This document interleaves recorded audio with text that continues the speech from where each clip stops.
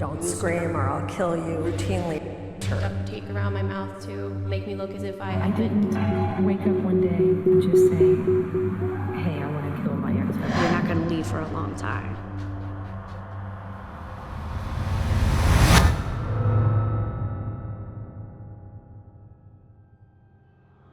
The following stories tell the tale of how people most likely destined to death manage to escape deranged psychopaths and go on to enjoy freedom.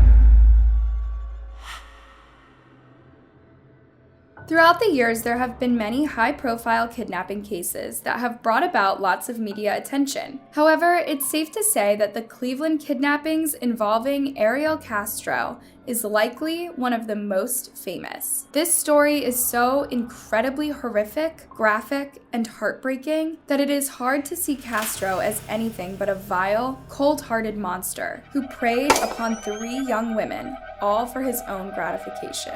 Castro had long been known as a cruel and violent man with little respect for other people's lives. He was an abusive husband to his wife, Grimilda Figueroa, and would frequently viciously beat her, leading to broken bones and at one point even brain damage. While Figueroa eventually left him, she still wasn't free from his abuse. Castro threatened not only her, but their 4 children, and at different points would abduct his daughters and keep them away from their mother. The first person Castro targeted with the abductions was Michelle Knight, a young mom who was in a broken, painful place in life. She was trying to win back her son, who was in the custody of the state. On August 23, 2002, she was just 21 years old and was planning on attending a scheduled custody meeting that day, but she was having trouble finding the correct building. She was getting desperate and had no one to turn to. That is until she was approached by Castro. He volunteered to give her a ride to the building that she was trying to get to, and she gratefully accepted,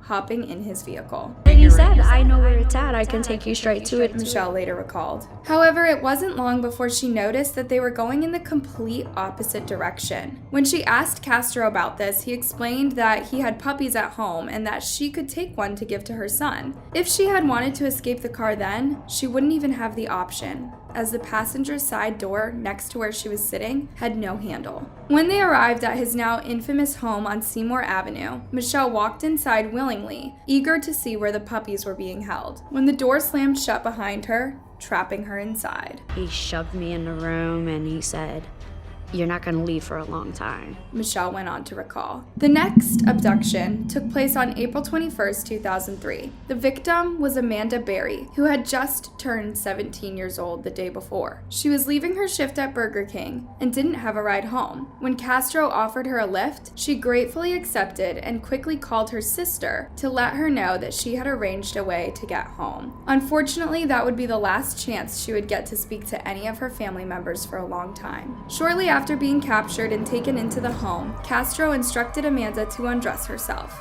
From there, I knew, this was not gonna be good. Amanda later said, remembering the incident. Gina DeJesus was 14 years old and friends with Castro's daughter, Arlene. On February 13, 1990, the 2 girls were heading home from middle school and were hoping to spend the evening together. But when Arlene called her mother to ask if they could have a sleepover at the Castro house, she was told no, and the 2 girls went on their own separate ways. Gina was last seen at a payphone, likely trying to make new arrangements to get home. Soon after, Castro pulled up alongside the young girl and told her that he couldn't find Arlene and could use her help. He asks me if you've seen my daughter. Gina recalled. She didn't think anything was strange about it. I just knew that was her father and my dad was friends with him. Because Gina recognized him as her friend's father, she trusted him enough to get into the vehicle, and he took her back to his house. He's starts touch me and stuff, and then I'm like, "What are you doing? You can go to jail." Gina told him at the time. When people first began to realize that Michelle was missing, many people believed that she had simply run off on her own, likely frustrated over the continuous battle for her son's custody. Very few tips were offered surrounding his disappearance, leaving police with not much to go on. Because Amanda was still a child, more attention was brought to her disappearance, and she was later featured on a segment of America's Most Wanted, as well as several other programs as her family searched for her desperately. Gina was reported missing right away, but because no one one was there to witness her abduction, no Amber Alert was issued. Her father later criticized the police for this and believed that if an alert was called, the outcome could have been much different. As many wondered where they were, the girls were adjusting to the early days of captivity. The conditions at the Castro house were absolutely horrendous. The girls spent a lot of their time literally chained up behind locked doors. Castro forced himself upon them without their consent repeatedly, and they were fed poorly, often only once a day. Castro did not allow them to use the restroom, but rather they were forced to go to the bathroom in plastic buckets that were rarely emptied. Their days were filled with fear and both emotional and physical abuse. Castro got his kicks by playing mind games on the girls. Sometimes he would leave doors unlocked, offering them the opportunity to escape if they wanted. But if they attempted it, he would catch them and beat them as a punishment. As the years passed, the girls watched life go on around them while they remained chained up inside. One of the only connections they had with the outside world was a tiny, poor quality black and white television, which they managed to watch the royal wedding on. Before long, Amanda would conceive a child through Castro's unwanted advances. Surprisingly, Castro allowed her to continue on with the pregnancy, and she eventually gave birth in the house while lying in a child's pool. Michelle was the one who delivered the baby, who Amanda would later name Jocelyn. Amanda did her best to protect her daughter and clung on to any sense of normalcy she could offer her. Things were particularly rough for Michelle, who seemed to face Castro's wrath the most out of all three girls. When she would try to stand up for herself, he would punish her by denying her food and increasing his unwanted advances towards her. She was believed to have become pregnant multiple times by Castro, but because she was beaten so ferociously and so often, the babies were never carried to term. As the years went on, it seemed less and less likely that the girls were even going to be able to experience freedom again. But the night before May 6th, 2013, Amanda felt a strange and sudden sense of hope. It was as if she knew that help was right around the corner. Sure enough, the next day, Castro headed to McDonald's and forgot to lock the door. It was little Jocelyn who was the first to notice her father's car was missing, and she informed Amanda. Amanda knew that if she was going to act, it was going to have to be now, regardless of the consequences. She got to the main door, but even though it was unlocked, it still had an alarm that would alert if she tried to escape. She managed to get her arm out of the screen in the door and began shouting for help, hoping that somebody would be able to hear her. Luckily, a neighbor named Charles Ramsey heard her pleas. He managed to break the door down and Amanda climbed out, carrying Jocelyn. Ramsey then called 911 for help, and when he passed the phone to Amanda, she said, "I've been kidnapped and I've been missing for 10 years and I'm here, I'm free now." The police arrived quickly and pounded at the doors. The girls that were still imprisoned were terrified, thinking that Castro had returned and was angry. But it was the police who entered and searched the house, allowing Gina and Michelle to finally leave the house of horrors. They were checked into a local hospital for treatment. The day that the three young women got their freedom back was the same day that Castro finally lost his. He was arrested and taken into custody, facing multiple serious counts. He defended himself in court, falsely claiming that everything that went down between him and his three victims was consensual, and nothing was as bad as it had been made out to seem. Luckily, the court didn't buy his bizarre testimony, and he was later sentenced to life, plus 1,000 years in prison. Unfortunately, he spent only a little over a month in prison before taking his own life. Today, his former captors are reconnecting with their family and learning to live normal lives again. While they may still struggle with the nightmare of their past, they are focused on using their past for good. As for the House of Horrors, it was later demolished completely. I want to thank everyone who has helped me and my family through this entire ordeal. Everyone who has been there to support us. It's been a blessing to have such an outpouring of love and kindness.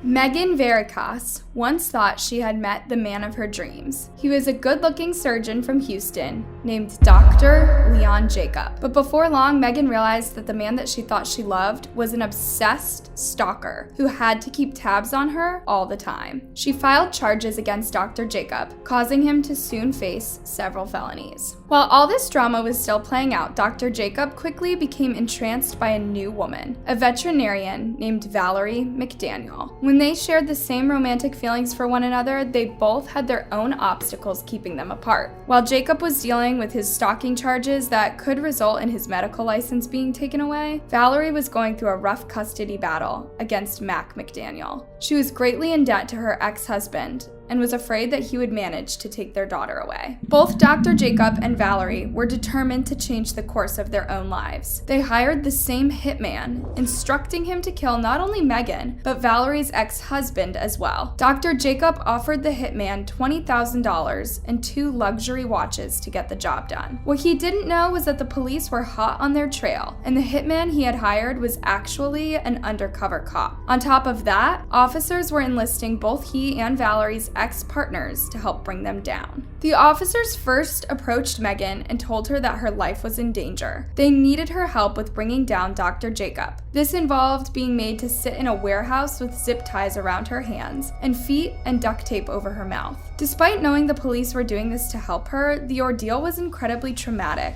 and terrifying for her. I just need to take care of that. She's gone, all of it goes away. She was crying and very upset. The pictures were necessary to trick Dr. Jacob into believing that the job he had hired the hitman to do was going to be accomplished. The officers then approached McDaniel first and asked if he would be willing to help them, even if it meant doing something he was completely uncomfortable with. He ultimately agreed, and the police convinced him to stage his own death by using convincing pictures with pig's blood all over him. Police later showed these images to Valerie and told her that her ex-husband was dead in the hopes of getting some sort of reaction from her. She put on quite the show, crying fake tears and appearing to be distraught while Dr. Jacob sat at her side, pretending to comfort her. While the duo's acting may have convinced some, the police caught on to the charade, and both Dr. Jacob and Valerie were arrested on the spot for solicitation of capital murder. Right now we're going to read you your rights because both of you have been arrested for solicitation of capital murder.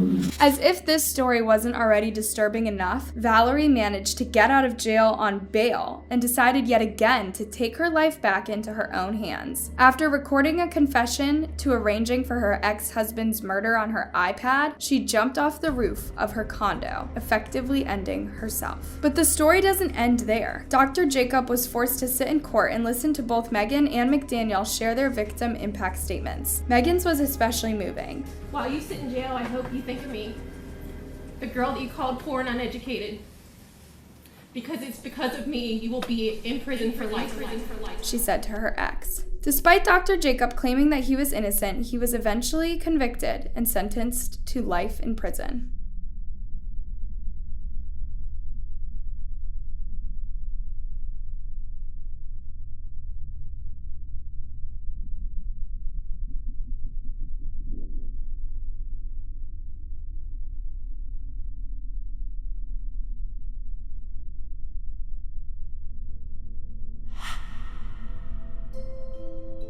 To many people, Bradley Robert Edwards appeared to be nothing more than a simple, normal man. He was considered a hardworking employee and devoted stepdad. But what those close to him didn't know was that he had a sick and twisted mind, as well as a passion for attacking and assaulting helpless young women. His sick acts started relatively small when he was only a teenager. He would commit small yet disturbing crimes like stealing girls' underwear from their clotheslines. But by the time he was 19, he had upgraded to bigger crimes. Edwards attacked random women, but would stop and run away if they tried to fight back. He committed his first when he was 26, and by the following year, he was a murderer. His first target was an 18-year-old girl named Sarah Spires. It was the early morning, and she had just left a club after a night out. She used a public telephone to arrange for a taxi to come and take her home, but by the time it arrived, she was gone and never seen again. While it is largely suspected that Edwards was behind her murder,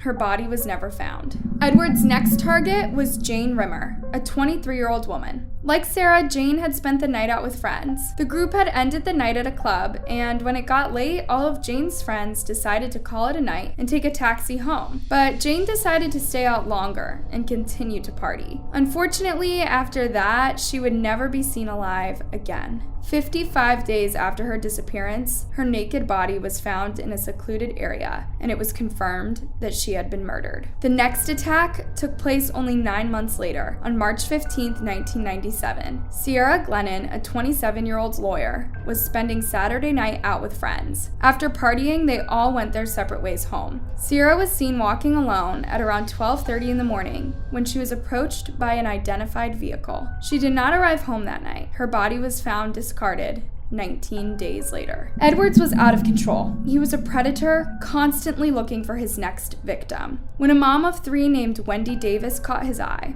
in 1990, Wendy worked in the palliative care unit of a hospital. She took care of dying patients and made sure that their final days were as comfortable as possible. She loved her job and believed that she had found her true vocation. On May 7th of 1990, Wendy was sitting at her desk at work. It was a primarily normal day, except for the fact that it was Wendy's daughter's 11th birthday. She wanted to get through work quickly so that she could get home and be with her daughter. She was distracted from her work when a man in uniform approached her and asked if he could use the restroom that was located behind her. The man was Edwards. Completely unaware of the man's dark past, Wendy told him yes, and he entered the bathroom. Seconds after Wendy heard the sound of a toilet flushing, she was startled by Edwards grabbing her from behind and roughly shoving a cloth against her mouth. Panic washed over her, and she was terrified that her attacker had placed some sort of poison on the cloth to cause her to fall unconscious. She tried her best not to breathe in, but Edwards forced the cloth harder against her face until she had no choice but to inhale. Several moments passed, and when Wendy realized she didn't feel the effects of any poison, she began fighting hard for her life. Edwards wasn't expecting Wendy's strength, and it shocked him enough to let her go. As she stared at her attacker's face, she noticed how disconnected from reality he seemed. He shook his head as if he was shocked by what he had just done. He then turned and tried to run away. Luckily, he didn't get far, and the hospital's security quickly took him into custody. What Wendy didn't yet realize was that she had just managed to escape from the deadly serial killer, and it was a miracle that she had made it out of the confrontation alive. The investigation into Edwards was long, as it took time to link him to the other murders, but eventually he was sentenced to life in prison without the possibility of parole for 40 years. To this day, he still remains behind bars, where he can never hurt another defenseless woman again. Thanks for watching. Please click the like button and sleep tight.